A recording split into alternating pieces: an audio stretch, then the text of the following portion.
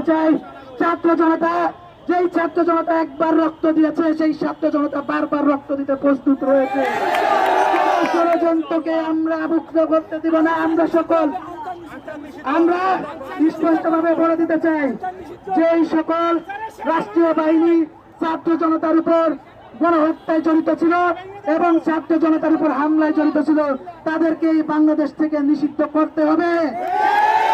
আমরা স্পষ্টভাবে বলে দিতে চাই, যারা এই ছাত্র জনতার বিরুদ্ধে অবস্থান নিয়েছিল, গণহত্যাকারীর সকল দর্শকদের বিরুদ্ধে, আমরা স্পষ্টভাবে আমাদের স্পষ্ট বার্তা, তাদেরকে এই বাংলায় আমরা কোনোভাবে কোনো ধরনের ষড়যন্ত্র করতে দিব না। আমরা আজকে এখানে সকলে মিলে ঐক্যবদ্ধ হয়েছি।